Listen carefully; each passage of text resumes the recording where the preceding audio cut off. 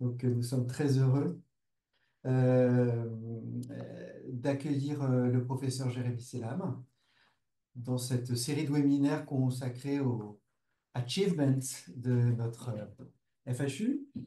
Mais vous savez que le microbiote joue sa part, parfois petite, parfois grande, dans plusieurs pathologies autres que les pathologies digestives. Donc là, nous allons nous éloigner du tube digestif et rejoindre les articulations et l'arthrose. Donc, Jérémy Selam, qui est professeur de rhumatologie à l'hôpital Saint-Antoine, va nous parler des liens. Est-ce qu'ils sont directs ou indirects entre microbiote intestinal et arthrose? Tu as 30-35 minutes et on aura le temps pour toutes les questions. N'hésitez pas à les poser dans le chat. Pour cause de simplicité, on les relaiera. Et puis, il y aura aussi, vous savez, une séance. Mina, je ne sais pas si tu peux afficher le programme de questions et réponses pour tous les webinaires qu'on aura eu dans cette session, dans ces sessions, euh, et qui sera faite en présence de tous les orateurs et puis des animateurs qui sont là. Et je suis avec Sophie qui est là pour co-animer ce webinaire. Donc, bonjour Sophie, merci Jérémy. Je crois qu'on peut commencer. Bien. Merci Philippe, merci Sophie, merci Mina et merci à toute la FHU d'avoir proposé ce sujet. Donc là, normalement, j'arrive, vous devez voir mon écran. Ça a Oui, l'air très ça bien. marche. Donc, c'est un plaisir pour moi de vous parler de microbiote intestinal et arthrose. Vous allez voir que c'est vraiment, on va dire, work in progress, ce domaine, parce que on commence à savoir des choses et il y a plein de choses à découvrir. Et c'est vraiment, effectivement, une thématique passionnante, compte tenu de ce que l'on sait maintenant dans l'arthrose. Donc, vous allez voir que je vais vous présenter d'abord et je vais un peu planter le décor, parce que tout le monde croit connaître l'arthrose, mais en fait, il y a quand même des choses importante à comprendre, à placer pour essayer de comprendre comment le microbiote intestinal peut intervenir dans la physiopathologie et peut-être approcher certaines voies thérapeutiques. Donc déjà, un peu le kit de survie arthrose, hein, vous savez que c'est la maladie articulaire la plus fréquente, c'est plus de 10 millions de Français, principalement comme localisation le genou, mais également les mains, et puis les hanches. Et déjà, je peux vous dire qu'effectivement, il y a des liens très forts entre arthrose, notamment du genou, et obésité. Et vous pouvez imaginer ensuite les liens qu'il peut exister avec le microbiote. Mais voilà, vous voyez qu'il y a aussi des articulations non portantes, telles que les mains qui sont assez fréquentes. Dans une articulation arthrosique, il se passe plein de choses. Il se passe plein de mécanismes biochimiques, inflammatoires, cellulaires, tels que la sénescence, tels que des troubles de la différenciation cellulaire.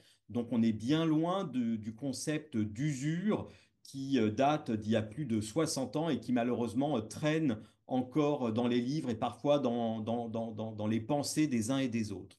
Donc vous voyez que c'est une maladie qui touche le cartilage, qui est un des constituants de l'articulation, mais également la membrane synoviale, hein, qui recouvre la capsule articulaire et qui est là notamment pour apporter les nutriments au cartilage, puisque la membrane synoviale est vascularisée. Et puis sous le cartilage abîmé, on a l'os sous-chondral, l'os sous le cartilage, qui est également le siège d'un remodelage, parfois de reconstruction osseuse, telles que les ostéophytes. Et vous voyez, c'est tout ça une articulation arthrosique, c'est tout atteint d'atteinte tissulaire qui font que les patients ont mal et perdent leur fonction articulaire. La clinique, elle n'est pas très compliquée. C'est pas là-dessus qu'on passe le plus de temps. Chez un sujet, en gros, de plus de 50 ans, parfois plus jeune, un patient arthrosique, c'est un patient qui va avoir une ou des douleurs articulaires, va retentir sur sa qualité de vie en termes d'autonomie, en termes de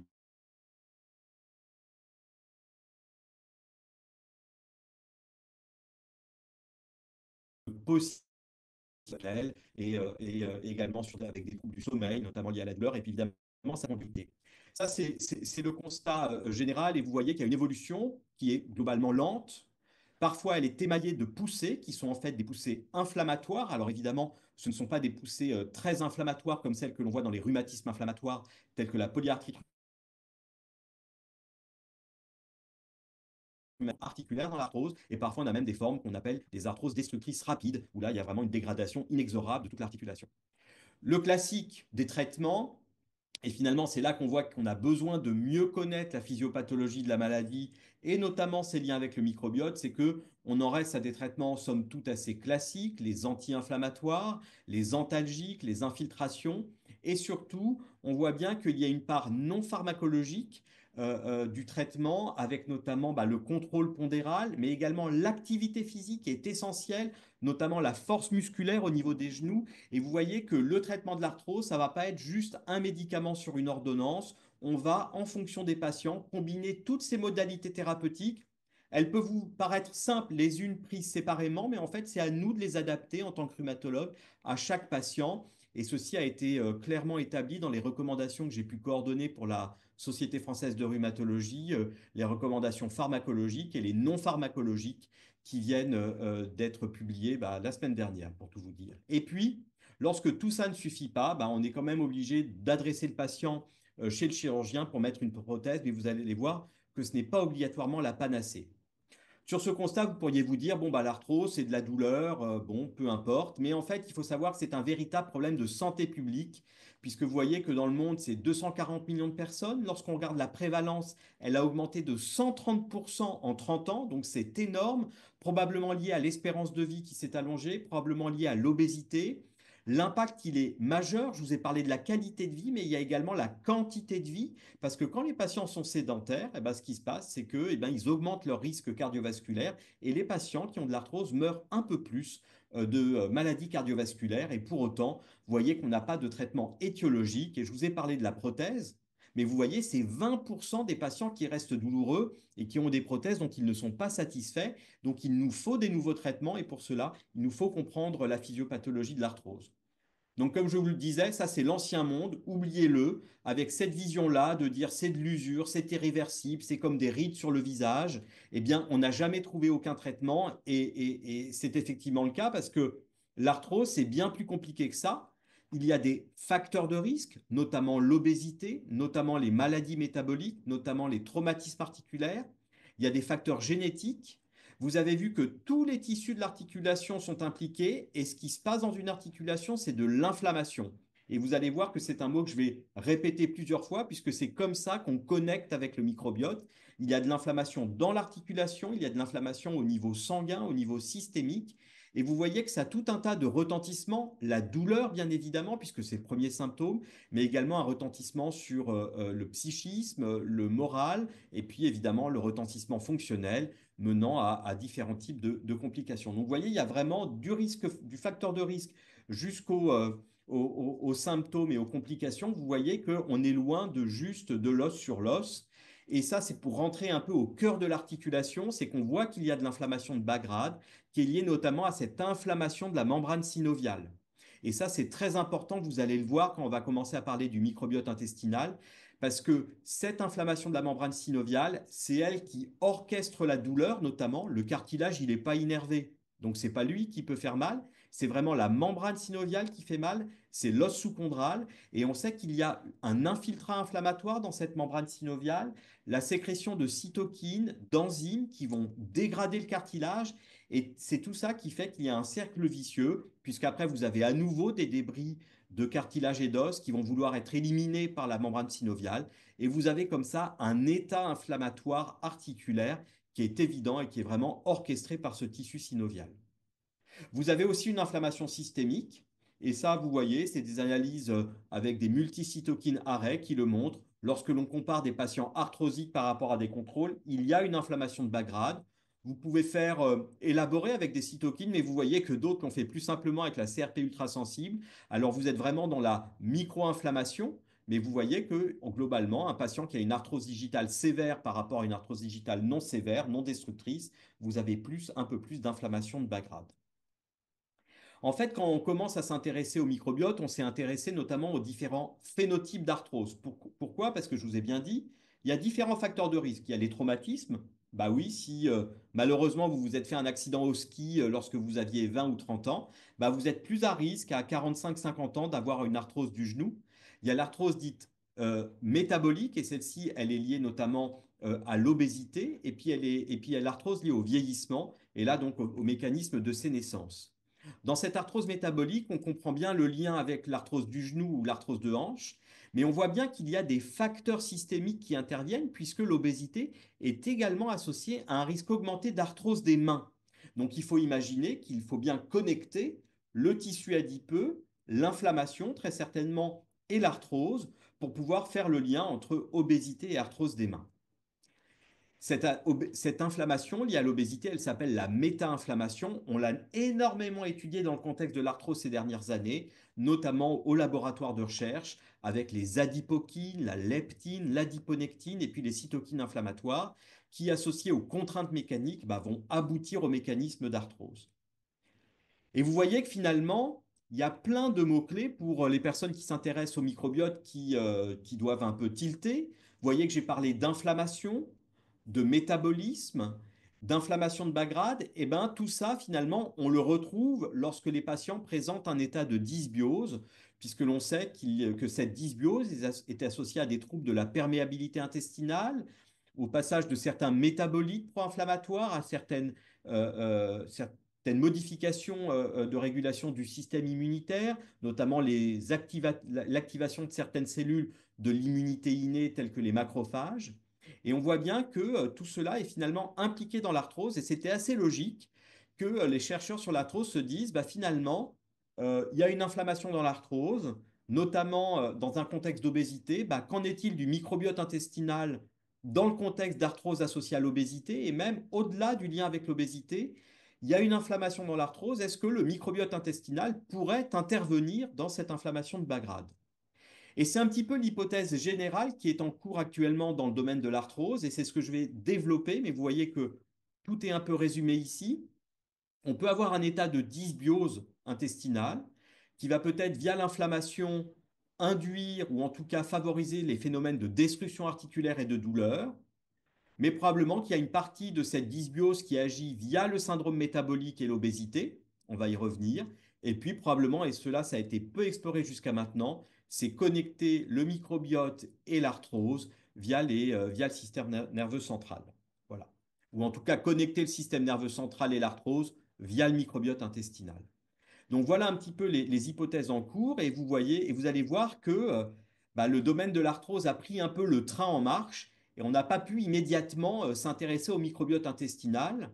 Et c'est la raison pour laquelle les premières études se sont dit, bon voilà, on va étudier un peu des marqueurs indirects, puisque dans certaines cohortes, on avait du sang, eh bien, vous voyez qu'il y a certains auteurs qui ont cherché à corréler le taux de lipopolysaccharide circulant, ou la LPS binding protéine, avec des marqueurs, certaines caractéristiques de l'arthrose. Et vous voyez qu'une première étude avait montré une corrélation entre le LPS ou le LPS binding protéine et la présence de macrophages qui infiltrent la membrane synoviale et notamment les macrophages activés et que ce LPS corrélait avec le score d'ostéophyte, vous savez, de construction osseuse. Et de la même manière, on pouvait voir que c'était associé notamment aux symptômes. Donc vous voyez, je vous parlais de l'importance de cette membrane synoviale et de l'infiltrat inflammatoire, notamment macrophagique, et on voit que cet infiltrat corrèle avec un marqueur indirect de dysbiose et de perméabilité intestinale. Et une étude plus récente avait même montré que le LPS binding protein est associé à la progression du pincement. Après, si on essaie de rentrer un peu dans le cœur des études, les études se sont accumulées. Et à vrai dire, et je pense que les chercheurs sur le microbiote ont l'habitude, c'est qu'on a eu toute une déclinaison d'études, que ce soit en utilisant la métagénomique ou sinon la RNCS, qui ont comparé des patients arthrosiques par rapport à des patients contrôle pour essayer de voir s'il y avait une dysbiose intestinale. Je vais en détailler certaines. Là, il y a les principales. Je ne vais pas toutes les détailler parce que finalement, c'est parfois un peu difficile, en tout cas pour les études sur l'arthrose, de vraiment essayer de retrouver une signature du microbiote lié à l'arthrose. Et notamment, vous allez voir à cause de, on va dire, l'interférence avec l'obésité. Ce que l'on peut retenir déjà, c'est que globalement, un peu comme dans toutes les maladies inflammatoires chroniques de bas grade, on voit qu'il y a une diminution de la richesse et de la diversité dans l'arthrose du genou, qui a été le plus étudiée, la plus étudiée, et qu'il y avait certaines voies métaboliques, et je vais y revenir, qui ont été associées aux patients arthrosiques.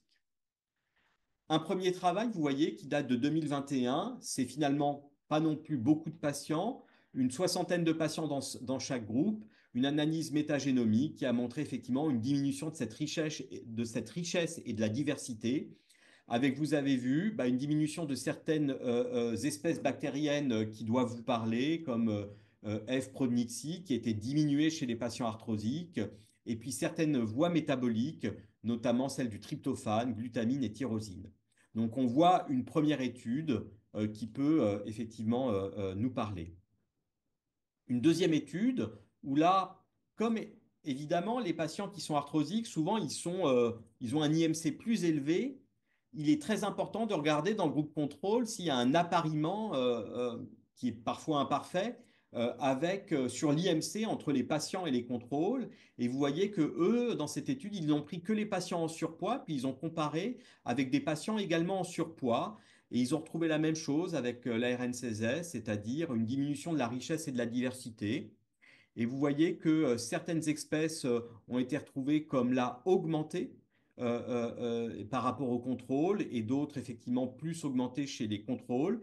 Et ils ont essayé de déterminer comment on pouvait faire un diagnostic d'arthrose du genou. Et ils ont vu que c'est cette combinaison de cette bactérie qui permettait d'avoir la meilleure sensibilité et spécificité.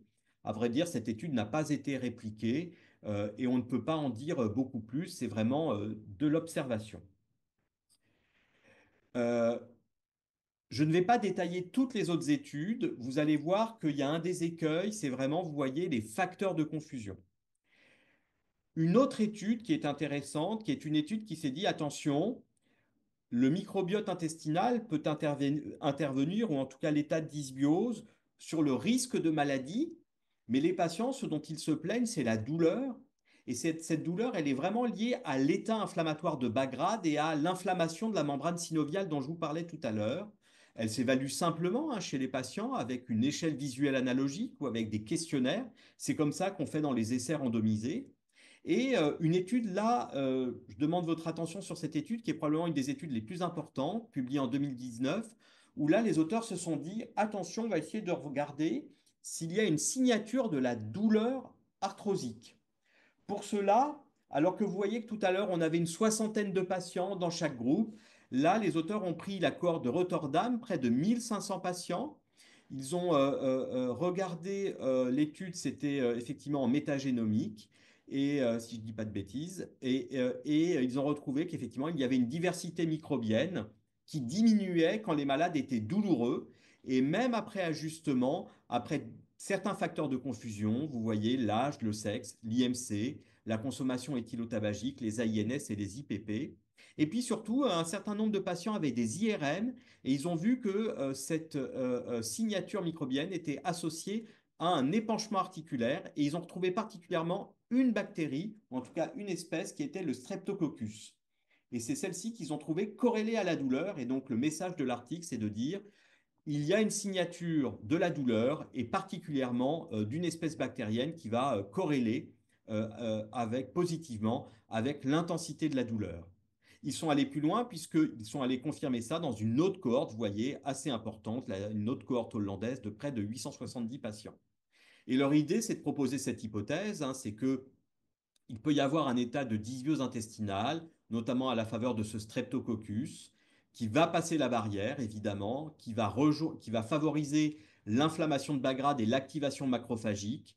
Et ces macrophages activés vont aller dans la membrane synoviale, être responsables de l'épanchement articulaire, puisqu'effectivement, il y a un épanchement articulaire qui corrèle avec ce streptococcus, et cet épanchement est vraiment un proxy important de la douleur. Donc, vous voyez, on fait le lien entre dysbiose, état inflammatoire de bas grade systémique, activation macrophagique, activation de la membrane synoviale, et puis le symptôme, la douleur.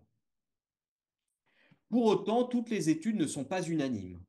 Et ça, c'est important, c'est que vous voyez à nouveau une autre étude qui, là, a comparé des patients arthrosiques avec des patients qui avaient de l'arthrose du genou, bon, et des mains aussi, mais surtout de l'arthrose du genou, qui ont comparé à des contrôles qui n'étaient pas parfaitement appareillés sur l'IMC. Et là, ils n'ont retrouvé en ARN16S aucune différence sur donc d'espèces, en tout cas, entre entre les patients et les contrôles. Et ils ont retrouvé uniquement une augmentation du LPS circulant chez les patients arthrosiques. Et vous voyez, leur hypothèse, c'est de dire qu'il n'y a globalement pas de grande différence, mais qu'on a surtout des anomalies dans le LPS, suggérant plutôt un problème plutôt de perméabilité intestinale plutôt que de dysbiose en tant que telle. Ça montre quand même qu'il faut avoir quand même un peu de recul sur toutes ces études et que le plus important, c'est de se dire, mais attention, attention au groupe contrôle. Le problème est peut-être là dans cette étude. Et puis l'autre chose, c'est que vous voyez bien la forte interférence que peut faire l'IMC dans les études sur l'arthrose des membres inférieurs, d'où l'intérêt de s'intéresser à d'autres articulations, et notamment des articulations non portantes, telles que l'arthrose des mains. C'est ce qu'ont fait des collègues chinois, vous voyez, avec 1400 patients, où là, effectivement, le lien entre obésité et arthrose existe, mais est moins important. Et là, à nouveau, les auteurs ont retrouvé des différences entre les patients qui ont une arthrose des mains et les contrôles, que ce soit sur la diversité, sur les voies métaboliques et sur la composition. Vous voyez qu'ils ont notamment mis l'accent sur vous voyez, ces bactéries, Bilophilia et Desulfovibrio, et une diminution de celle-ci. Après ajustement, quand même, sur l'âge, le sexe, l'IMC, la consommation éthylique et le profil alimentaire. Et récemment, ils ont publié un papier montrant que c'était notamment associé aux inflammations synoviales qui peuvent être palpées cliniquement, peut-être en partie via les acides biliaires. Donc vous voyez un peu, probablement un état de dysbiose, en partie lié en tout cas pour les membres inférieurs au lien avec l'obésité, mais probablement pas uniquement, et qu'il est important d'étudier d'une part l'arthrose des mains et d'autre part de vraiment faire attention aux contrôles et que les contrôles soient véritablement sélectionnés et pas juste prendre les contrôles d'une autre étude. Et c'est probablement un des enjeux lorsqu'on étudie l'arthrose.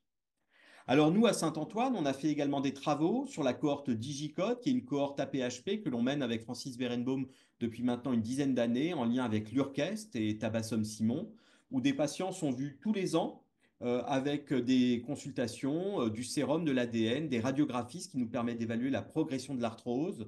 Alors à vrai dire, on n'a pas le microbiote intestinal, on n'a pas le prélèvement de sel dans cette étude, on n'avait pas, ça n'avait pas été envisagé dès le début, puis c'était vraiment un budget à part entière. Et on a essayé de se débrouiller avec des marqueurs sériques un peu indirects. Et notamment, ce qui nous a intéressé dans l'arthrose des mains, c'est deux travaux qui ont été faits notamment dans le cadre de la FHU. Et je remercie pour cela la FHU, c'est de comparer les arthroses dites érosives aux arthroses non érosives. Alors, pouvez-vous dire c'est quoi érosive, non érosive? Bah, vous voyez, là, c'est une interphalangienne distale probablement d'un index. Vous voyez qu'il y a un petit pincement articulaire, mais on voit que l'articulation est conservée.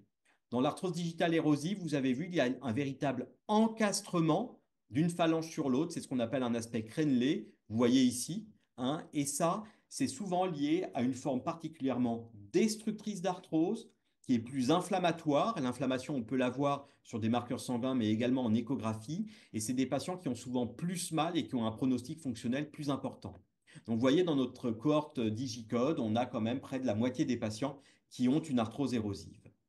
Et c'est comme ça qu'on a fait deux travaux avec Marie Benvigna et également la participation de Harry Sokol et puis de nos collègues de Tours, Patrick Aymon, sur les métabolites du tryptophane, hein, pour voir notamment si certains métabolites, notamment, étaient associés à l'arthrose digitale érosive versus non érosive.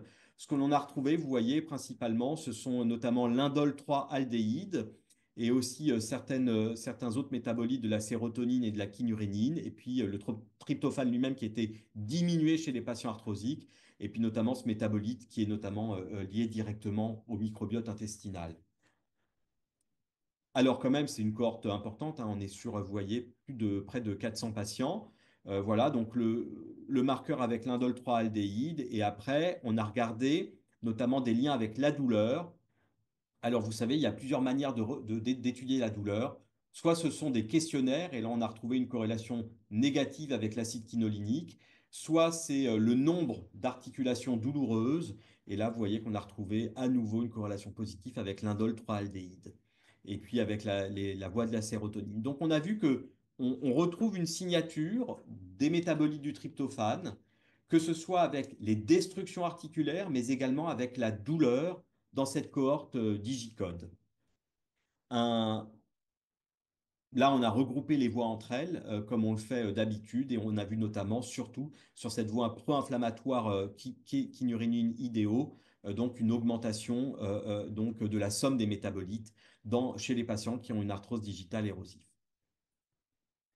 Nous sommes allés un peu plus loin puisqu'on voyait bien que la perméabilité intestinale était un sujet d'intérêt, notamment lorsqu'on avait vu l'article dans Nature Communication. Et donc on a décliné notre étude avec Marie Benvigna sur certains marqueurs de perméabilité intestinale. Et ce que l'on a retrouvé, c'est sur la zonuline, hein, qui est un marqueur qui est impliqué dans les jonctions serrées. Au niveau des cellules intestinales, des entérocytes, et on peut voir que la zonuline est statistiquement plus augmentée chez les patients qui ont une arthrose érosive et notamment également la LPS binding protein. On n'a pas vu grand-chose sur IFAB, sur CD14, sur la CRP ou sur la calprotectine. Et notamment, on a retrouvé également que la LPS binding protein corrélait bien avec l'intensité de la douleur. Donc voilà, on a essayé d'apporter notre pièce à l'édifice, notamment avec les métabolites du tryptophane et avec la perméabilité intestinale. Mais pour autant, avec tout ça, et c'est toute la difficulté, c'est de se dire, bah voilà, on observe quelque chose, c'est associé à certains états de l'arthrose, la douleur, la destruction, mais qu'en est-il du rôle véritablement fonctionnel impliqué dans la physiopathologie? Et pour cela, on dispose de plusieurs études menées chez la souris, et je vais vous détailler les plus importantes. Alors tout d'abord, pour vous dire comment on crée une arthrose chez la souris, eh ben, on l'opère. Et pour cela, nous, on le fait au laboratoire, au centre de recherche Saint-Antoine. On lui coupe un ménisque et on lui coupe un ligament, ce qui va luxer le ménisque de l'articulation. Et en 6 à 8 semaines, la souris va développer une arthrose post-traumatique. Et c'est ce qu'ont fait nos collègues américains, Richard Lozer, qui travaille sur le microbiote intestinal. Et il a comparé les scores de lésions du cartilage et de synovite entre des souris élevées en environnement, on va dire, non stérile, SPF, par rapport à un environnement germ-free. Et ce que vous pouvez voir est encadré ici, c'est que les souris élevées en germ-free ont moins de lésions du cartilage que les souris élevées en environnement normal, SPF. Et de la même manière, elles ont moins d'inflammation de la synoviale. Donc, vous voyez, on recoupe avec ce que je vous ai dit tout à l'heure, c'est l'état de dysbiose qui va favoriser l'inflammation de bas grade des macrophages et l'inflammation synoviale. Donc ça, c'est un élément important que vous voyez, on a eu il y a quelques années. Et puis là, c'est probablement un des papiers les plus importants, publié maintenant il y a quelques années, et où ils se sont intéressés notamment à l'arthrose post-traumatique dans le contexte de syndrome métabolique, puisque vous avez vu que le syndrome métabolique est important. Donc celui-là, je le détaille un peu. Les chercheurs prennent des souris germ-free, ils créent une arthrose post-traumatique et ils ont transfecté chez ces souris germ-free le microbiote intestinal issu de patients qui avaient ou pas un syndrome métabolique. Donc, ils ont transfecté en gros un microbiote métabolique, pour le faire bref, et ils ont regardé l'arthrose. Donc, toutes les souris font de l'arthrose puisqu'on leur a provoqué une arthrose, mais est-ce que les souris qui ont reçu un microbiote issu de patients métaboliques en font plus? La réponse est oui. Vous voyez ici, alors comment analyser ça? Vous voyez que ça, c'est les deux ménisques et là, c'est le cartilage. Et là, vous voyez que notamment ici, lorsqu'on fait un zoom, donc là, c'est le marquage en protéoglycane du cartilage. Et là, vous voyez que le cartilage est aminci, puis il a perdu de son épaisseur rosée. Et ça se voit bien sur le score de synovite. C'est que lorsque, là, on peut faire par étapes, là, vous transfectez des selles de sujets normaux, pas métaboliques, pas arthrosiques, les souris font un score d'arthrose qui est là. Lorsque vous transfectez des selles de sujets uniquement arthrosiques, il ne se passe pas grand-chose. Et lorsque vous transfectez des selles de sujets métaboliques et arthrosiques, là, vous voyez que vous avez plus d'arthrose et notamment plus de synovite, à nouveau, plus d'inflammation de la membrane synoviale. Pour aller plus loin, on a vu dans ce papier qu'il y avait probablement des troubles de la perméabilité intestinale, puisque les coupes de tissu intestinal montraient un marquage en ARNCSS de part et d'autre de la paroi intestinale. Les auteurs ont vu aussi qu'il y avait une augmentation d'une inflammation de bas grade, le LPS sanguin et la méta-inflammation, et que certaines bactéries, notamment, étaient particulièrement corrélées au score d'arthrose, notamment, alors là, bizarrement, Faecalibacterium et Fusobacterium. Donc, vous voyez vraiment là un rôle fonctionnel, mais finalement qui est plus lié finalement au microbiote du syndrome métabolique. Passons à la partie thérapeutique pour se dire, bah, finalement, vous voyez bien qu'on se pose beaucoup la question, enfin vraiment la question dans toutes les maladies chroniques, métaboliques, évidemment néoplasiques, inflammatoires, de savoir si lorsque l'on modifie le microbiote, eh bien, on va améliorer les patients. On parle beaucoup des prébiotiques, des probiotiques, évidemment l'alimentation, puis la transplantation fécale. Ben, on peut se dire, qu'en est-il dans l'arthrose? Et vous allez voir que tout reste à faire, mais il y a quand même quelques petites choses à vous dire. La première chose, ce sont les fibres, évidemment, qui peuvent avoir un effet préventif en restaurant la dysbiose, ou en tout cas un état plutôt de symbiose, et en diminuant les troubles de la perméabilité. Et c'est ce qui a été fait dans un modèle d'arthrose à nouveau lié à l'obésité, où là, on a donné des fibres alimentaires, de l'oligofructose versus de la cellulose. Ce qui a été montré, c'est que globalement, lorsque on donne à des souris obèses, donc on prend des souris obèses à qui on provoque une arthrose, tout à nouveau chirurgicale, vous voyez que les souris obèses ont un état de dysbiose avec un déséquilibre des différentes familles de bactéries. Et lorsque l'on donne l'oligofructose, vous voyez qu'on restaure finalement l'état des souris minces traitées par fibre. Donc ça, c'est plutôt une bonne chose. On voit que l'oligofructose va avoir un effet anti-inflammatoire systémique sur le LPS et sur la méta-inflammation que vous voyez ici. Ça baisse le TNF-alpha. Mais surtout, regardez le cartilage. Les souris arthrosiques obèses à qui on donne de la cellulose, elles n'ont plus de cartilage du tout. Et les souris obèses arthrosiques à qui on donne de l'oligofructose, donc des fibres, eh ben on voit qu'on préserve en grande partie leur cartilage, donc un effet préventif de cette administration de fibres. Qu'en est-il chez l'homme?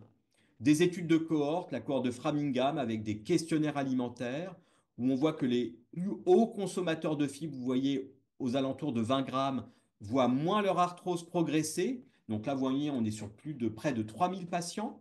Voilà, après tous les ajustements qui conviennent, ceci a été confirmé dans deux cohortes différentes, l'ostéoarthritis initiative et la cohorte Framingham, et que pareil, les consommateurs de fibres ont globalement moins de douleurs dans le suivi. Donc, on retrouve un petit peu ce que je vous disais tout à l'heure. Et là, à ce jour, il n'y a qu'une seule étude qui a été publiée, vous voyez, cette année. Hein. C'est vraiment peu de choses, avec une vingtaine ou une trentaine de patients dans chaque groupe, 6 mois chacun, un effet significatif des prébiotiques. Vous voyez, à nouveau d'oligofructose enrichie en inuline, sur certains tests de marche, la force de préhension, une tendance, vous voyez, sur la douleur, mais c'est vraiment peu de patients. Mais moi, ma question, c'est finalement les patients perdent du poids. Donc, qu'est-ce qui passe par la perte de poids chez les patients arthrosiques? C'est ça que l'on ne sait pas étudier et que l'on n'a pas étudié. Il faudrait très certainement beaucoup plus de patients pour pouvoir faire peut-être des ajustements pour voir si c'est un effet qui est médié par la perte de poids uniquement ou vraiment un effet anti-inflammatoire sur l'arthrose. Une autre manière, c'est de se dire, bah, donnons des probiotiques. Bah, vous savez, on donne toujours un peu les mêmes, ou en tout cas ceux qui sont les plus faciles. Il y a deux études qui ont été faites. Globalement, les deux sont strictement négatives. Alors celle-ci, vous allez me dire, ah bah non, elle n'est pas négative parce que les patients qui reçoivent le lactobacillus, ils ont moins de douleur. Vous voyez, leur EVA douleur baisse de 60 à 25 sur 100, alors que dans le placebo, ça bouge pas. Bah, moi, en tant que rhumatologue qui connaît bien l'arthrose, je peux vous dire qu'un placebo qui ne bouge pas d'un iota, c'est que ce n'est pas un vrai placebo, c'est que les gens savaient qu'ils ne recevaient pas le bon traitement, puisque de base, lorsqu'on donne un placebo chez un patient arthrosique, la douleur baisse de 20 points. Donc là, ça veut juste dire que méthodologiquement, cette étude n'est pas robuste et donc on n'a pas pris en compte. Et d'ailleurs, dans les recommandations qu'on vient de publier de la SFR et de la SOFMER sur la prise en charge non pharmacologique, on a dit qu'il n'y avait pas du tout d'intérêt des probiotiques pour traiter l'arthrose. Et puis, il y a la perméabilité intestinale, j'en ai parlé. Alors là, c'est dans un modèle d'arthrite, hein, d'arthrite au collagène. Et ce que l'on peut voir par l'équipe de Georges Schett en Allemagne, c'est que les souris à qui on donne un antagoniste de la zonuline, vous voyez, le lazarotide, eh ben, elles développent moins rapidement leur arthrite. Donc c'est quand même une piste intéressante. Je n'ai pas de données dans l'arthrose, c'est pour ça que je vous cite cet article dans l'arthrite. Mais vous voyez que dans un modèle murin d'arthrite, on peut prévenir et on peut diminuer le score d'arthrite en restaurant l'imperméabilité intestinale.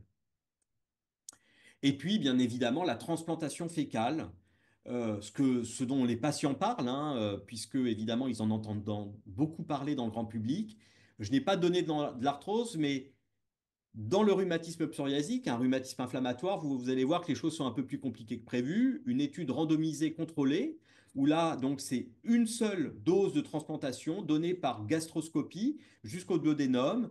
Les selles étaient issues de 4 donneurs. Et donc, on a comparé des patients contrôle avec une transplantation factice, hein, il y avait le geste, mais pas évidemment avec l'extrait par rapport à des patients. Et la surprise, ça, c'est le pourcentage de patients qui ne font pas de poussée. Et globalement, les patients s'aggravent plus vite et font plus de poussée dans le groupe transplantation fécale. Je vous mets la conclusion. La FMT apparaît inférieure à la transplantation factice pour traiter le rhumatisme psoriasique actif. La conclusion de ça, c'est que lorsque l'on manipule le microbiote, eh bien évidemment, on a un effet, mais parfois on n'a pas l'effet celui attendu, et ça permet quand même de réfléchir sur une amélioration des stratégies thérapeutiques. Et je sais qu'on a des experts dans l'assistance sur le sujet qui doivent déjà avoir plein d'idées. Et puis, pour finir, l'alimentation, bah oui, on sait très bien qu'il y a une interaction entre l'alimentation, le microbiote et l'immunité. Je ne vais pas tout détailler. Ce que l'on sait, c'est qu'il faut contrôler son poids. C'est ce que l'on a rappelé dans les recommandations que nous avons réalisées avec la Société française de rhumato et la Société de rééducation. Et puis, l'ensemble des données s'accumulent pour une alimentation équilibrée de type méditerranéenne pour finalement indirectement eh bien, améliorer son état de dysbiose intestinale. Et c'est probablement aussi par ce biais-là que l'alimentation méditerranéenne peut être intéressante chez les patients qui ont de l'arthrose, pour de la perte de poids, mais également pour un effet global et notamment cardiovasculaire chez des patients qui sont à risque cardiovasculaire. Donc en conclusion, vous voyez qu'on va dire que le microbiote s'est invité dans la physiopathologie de l'arthrose pour essayer de connecter eh bien, ce qui se passe dans l'intestin et l'articulation via le sang, via l'inflammation, via la membrane synoviale. Et on voit qu'il y a probablement une interaction forte et que le microbiote qui va agir dans l'arthrose est celui probablement de l'obésité et de l'alimentation. Et il y a probablement quand même un microbiote spécifique de l'arthrose. Et que pour cela, c'est très important de voir quels sont les contrôles, peut-être aussi de s'intéresser à l'arthrose des mains et aussi peut-être de faire plus d'études fonctionnelles. Et on pourrait dire que peut-être que l'hypothèse, c'est de se dire que bah, lorsqu'un patient a une obésité avec un syndrome métabolique, bah, il y a un premier événement qui va être un stress mécanique. Et puis, je vous ai parlé de cette fameuse méta-inflammation. Bah, peut-être que cette méta-inflammation, elle est notamment générée par un état de dysbiose qui va rajouter un deuxième événement pour favoriser ou pour aggraver l'arthrose et sa douleur. Donc, vous voyez, c'est probablement l'interaction de ces deux mécanismes qui peuvent survenir chez les patients. Et puis, ne pas oublier qu'il y a tout un tas de manières. On a parlé des prébiotiques, des probiotiques. Puis, ne pas oublier que nous, on n'arrête pas d'insister sur l'activité physique. Et je pense que c'est un domaine, moi, qui, je pense, serait très intéressant. Ce serait d'explorer les liens entre dysbiose intestinale et modulation de l'activité physique. Vous voyez pour finir que l'agenda de recherche, vous l'imaginez, il faut probablement une analyse plus intégrative où on va avoir notamment une évaluation plus immunologique des patients, dans le sang, dans la membrane synoviale, mieux les évaluer cliniquement puisqu'il y a différents types de douleurs, et puis avoir des bons contrôles, avoir suffisamment de patients pour étudier des études de réplication. Et puis il nous faut aussi passer chez la souris pour avoir des études peut-être plus fonctionnelles. Donc vous voyez, il y a encore plein de choses à faire, mais la recherche est très dynamique sur le sujet, donc je pense qu'on en saura encore plus durant les prochaines années. Je tiens à remercier les personnes avec qui je travaille sur cette thématique, au laboratoire I3 avec Encarnita Mariotti Ferrandise, évidemment aussi Harry Sokol et Patrick Aymon. Puis je tiens à remercier le service de rhumatologie, puisque les patients de l'accord Digicode viennent de ce service, l'équipe INSERM, la FHU pour les travaux qu'on a pu mener dans le contexte et puis les différents financements de recherche. Et je vous remercie pour votre attention.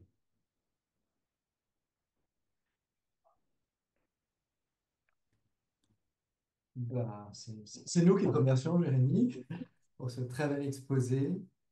On a vraiment bien suivi ta double approche de clinicien et de chercheur. Vraiment bien exposé la maladie, les études d'association, leurs limites et le début des modèles et des études d'intervention. Voilà, je crois que c'était vraiment très complet, enfin pour ma part. On aura tous probablement des questions, Sophie, Karine, et puis Oui, les bonjour, auditeurs. Ouais, je peux peut-être commencer, évidemment, Ouais. puisque Jérémy a mentionné les aspects autour de l'obésité. Il y a forcément des connexions sur bon, voilà, la diminution de la diversité bactérienne, l'inflammation bas grade associée. Enfin, vraiment, il y a des points de connexion très, très importants. La question, alors, tu as mentionné vers la fin qu'il n'y avait pas tant d'études que ça. Sur est-ce que du coup, au moins dans celles qui existent sur l'arthrose ou d'autres maladies articulaires, il y a systématiquement une stratification justement par le poids ou la masse grasse ou la composition corporelle? Parce qu'on a des vrais enjeux en fait de maintenant de stratifier les phénotypes Bah, je, Ouais. Je suis tout à fait d'accord avec toi. C'est que je ne vais pas détailler toutes les études, mais il y a des études qui n'ont pas du tout pris en compte l'IMC. Donc pour moi, c'est des études où je ne peux pas dire si c'est le microbiote de l'obésité ou un peu de microbiote de l'arthrose. Et je pense que c'est vraiment l'enjeu, et c'est un peu ce sur quoi on travaille avec mes collègues de Nancy et de Nantes, c'est de dire on a besoin vraiment de bien les évaluer cliniquement, d'avoir des bons témoins, pas rattraper des témoins d'une autre étude, etc., pour vraiment être sur un appariement qui soit bien cadré et avoir à la fois l'étude du sang, du microbiote, de la membrane synoviale. C'est vraiment des études intégratives qui vont nous pouvoir permettre, avec des nombres suffisants de patients, qui vont permettre de stratifier. Je crois que ton image est frisée un petit peu, Karine. Euh, Oui, J'en l'image de profite. Karine. Ouais. Il y a quelques questions dans le chat. Il y a une première question qui est comment savez-vous que le microbiote est peut-être porteur de mauvaises bactéries, développe l'arthrose, etc. Bon, je crois que tu as essayé d'y répondre.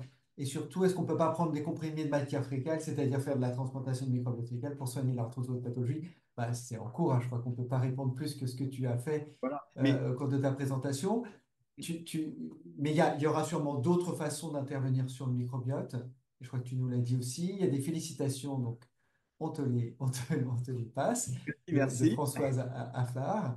Et puis, il y a Oscar Guiton Ouais. qui parle du LPS. Il me demande est-ce que le LPS observé chez les patients bon, arthrosiques est plus un marqueur ou un acteur réel de maladie? Est-ce qu'on pourrait cibler le LPS? Le LPS en soi, moi je pense que c'est plus un marqueur en aval, mais qui va quand même activer les macrophages et qui va quand même faire peut-être qu'en partie les macrophages se retrouvent dans la membrane synoviale. Mais le LPS, ça, c'est finalement un fragment de bactéries gram- Hmm. qui traverse la paroi. Là, je Hmm. vois Philippe, je pense que c'est plus c'est un biomarqueur intéressant. Et je pense que si par exemple un patient améliore son alimentation ou peut-être perd du poids, peut-être que le LPS va d'ailleurs un peu diminuer, hein. Enfin, je pense que Mais c'est bloquer le LPS n'est peut-être pas une bonne idée, clairement. bah, je sais Je, pas, mais ouais. Moi, j'ai enfin, pas trop dit. il n'y a J'ai pas, pas. il y a pas de papier là-dessus, il n'y a pas Non. d'approche, c'est peut-être Et je plus un sais pas si dans les biomarqueur autres. final. Ouais. Je sais pas si dans les autres maladies, telles que la maladie de Crohn, bloquer le LPS ou dans l'obésité, ça a été envisagé. Je crois que dans les pathologies en hépatologie, maladie du foie, dans les maladies rhumatologiques, peut-être dans d'autres pathologies, on regarde vraiment le LPS comme vraiment un biomarqueur à la fois peut-être de dysbiose dans le sens où c'est quand même des grammes moins et un passage de LPS peut-être témoigne d'un déséquilibre en tout cas entre les grammes En, plus et les grammes moins du microbiote et aussi de la perméabilité intestinale. Je en- pense qu'il faut en plus le plus, voir comme biomarqueur. ouais. En plus, un autre petit problème, c'est que le LPS à doser directement dans le sang, c'est pas si simple que ça. Et nous, d'ailleurs, on a dosé la LPS binding protein. Hmm. Oui, Alors, les collègues, là, Richard Lozer aux États-Unis, il me dit qu'il a un kit, mais bon, J'ai c'est, perdu entre temps. voilà, quand on en parle aux spécialistes, il y a un petit peu de perplexité sur les dosages LPS, hein, parfois. on a retrouvé Karine. Oui, Karine. désolée, je vous ai perdu entre temps là. Il y a une déco à crash. D'accord. Donc, j'expliquais qu'il Jérémy, fallait. Oui, est-ce que Pardon. je peux te poser une Vas-y. question, Jérémy? bien sûr. Donc, j'en ai deux. Une première, ça vient de patients qu'on voit en consultation qui peuvent être avec un phénotype plutôt mince et qui ont de l'arthrose digitale. Et du coup, est-ce qu'il y a eu des études qui montraient que, il y avait quand même de l'arthrose digitale, même chez des personnes qui ont un indice de masse corporelle inférieur à même 23, enfin à des personnes d'une constitution mince? Donc ça, ce sera la première question.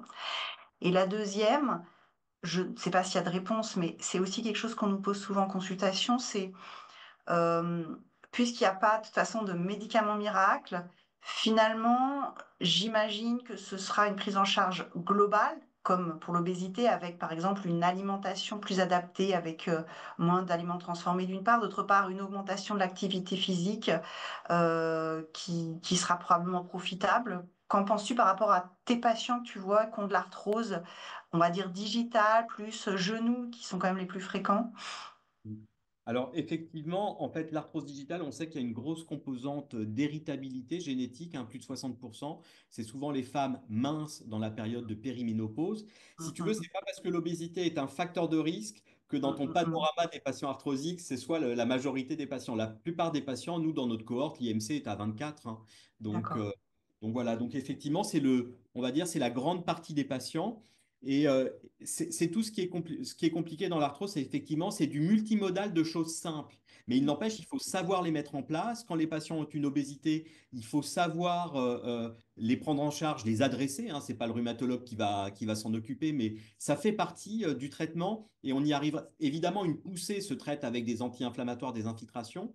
Et c'est un peu le boulot du rhumatologue de dire là, on est plus en phase chronique. Maintenant, il faut insister sur l'activité physique et ça va être le package. Et on va commencer un PHRC qui va comparer traitement multimodal tip top comme on veut le faire avec la diète, le kiné et tout versus une prothèse pour voir si finalement on n'arrive pas au niveau de la prothèse parce que c'est vraiment et c'est difficile parce qu'il faut faire appel à notamment les consultations diététiques sont pas remboursées, hein. Donc ça c'est pour vu le nombre de patients bah, c'est ça qui est compliqué, hein.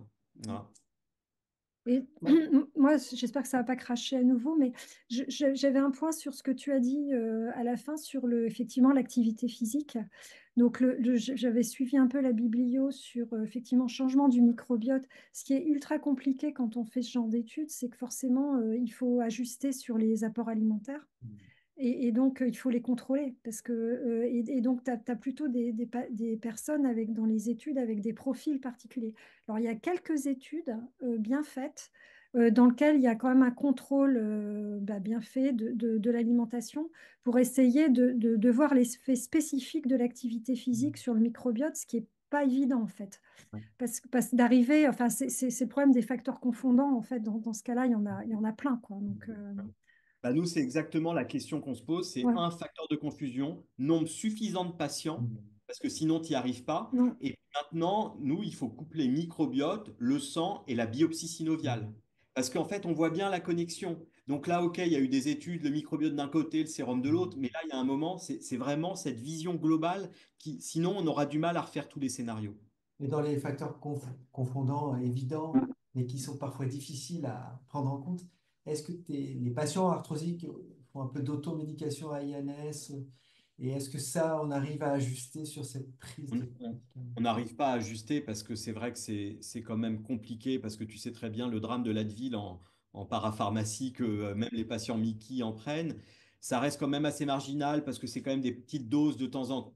Voilà, On mais a ce sera probablement les résidus, comme on dit dans les analyses biostat, qu'on n'arrivera pas à contrôler. Et notamment, je vois que Françoise Alliot-Launois, qui est la présidente de l'AFLAR, l'Association française de lutte antirhumatismale, on a différents travaux entre elles. Et on sait que les patients font énormément, on a fait des enquêtes avec Françoise, on sait que les patients font plein de choses en dehors de l'ordonnance, et notamment des expériences alimentaires, des probiotiques et tout un tas de choses. Et moi, je leur dis, mettez votre énergie ailleurs et peut-être aussi votre argent ailleurs d'ailleurs. bon.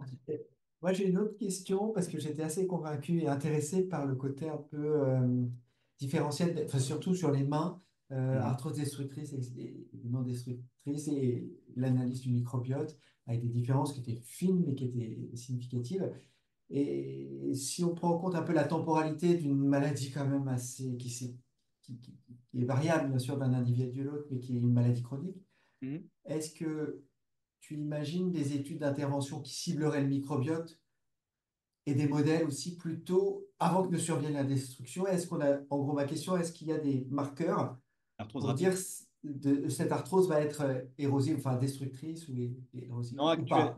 actuellement, il commence à y avoir des études pour, il y a l'étude sur les arthroses précoces. Donc ça, il y a une Non. initiative de la Société internationale de l'arthrose pour C'est essayer de pas vrai. détecter. Et donc probablement qu'il faut s'intéresser à des arthroses moins Mm. avancées. Ça, c'est la première chose. Donc, c'est ce qu'on essaie de faire. Et il faut toujours comparer des end stage versus. Et puis, l'autre chose, c'est d'identifier les malades à risque. Et c'est ce qu'on est en train de faire dans la cohorte Digicode parce que nous, nos patients, on les a suivis 10 ans. Donc, maintenant, on va pouvoir voir lesquels sont à risque. Mais Et ça, ensuite, c'est très important ce que tu dis, Philippe, parce que sinon, l'arthrose, ça progresse pas beaucoup. Donc, tu peux pas montrer un effet sur un truc qui progresse pas beaucoup. Faut Ouais, bien sensibiliser sûr. en prenant les malades les plus à même de progresser. Et c'est pareil pour la douleur. C'est pour ça que moi, ça m'intéresse. Peut-être que la partie douleur est probablement une des parties les plus intéressantes, parce que ça bouge quand même pas mal dans le temps, et peut-être qu'on peut imaginer vraiment un effet de l'intervention sur le microbiote. Voilà. ok. Mais c'est pas un sujet simple, Passionnant. de fait, mais passionnant, bien sûr. Alors, est-ce qu'il y a d'autres questions dans le chat? Je n'en vois pas. Est-ce que vous avez d'autres questions? Sophie, Karine, des commentaires particuliers? Non, non, bah, commentaire, on en est tous là. Stratification des Question. patients.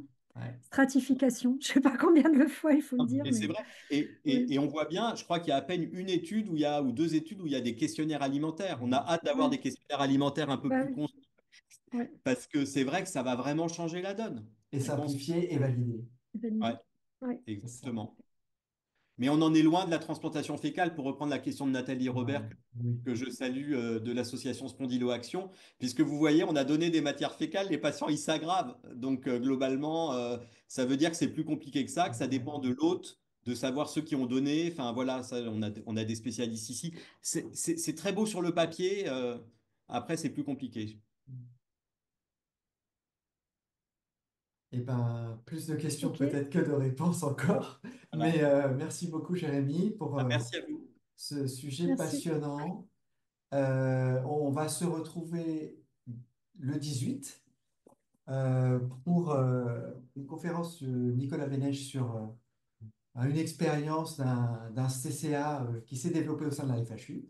Je trouve que voilà, ce sera assez exemplaire, je pense, et aussi très intéressant. Avant d'avoir une conférence sur les Mickey phare dans le microbiote intestinal et Harry Sokol qui fera ça le 2 décembre. Et puis on se retrouve le 16, enfin, avec aussi Jérémy Salam pour toutes les questions-réponses qui n'auront pas été posées et pas répondues. Là aussi, je pense qu'il y aura beaucoup d'interactions. Euh, Merci Super. Jérémy, Merci à encore une vous. Merci fois. Jérémy. Merci, Merci. super. Euh, Sophie, Karina, à bientôt. À bientôt. Bonne Bientôt. soirée. À bientôt tout le monde. Merci. Ouais, Bonsoir. merci. Au revoir. Au revoir. Et merci Nina pour l'organisation. Merci, Toujours Mina. Oui, impeccable. merci, Merci merci. Mina. Ouais. Au revoir, merci beaucoup. Au revoir. Au revoir.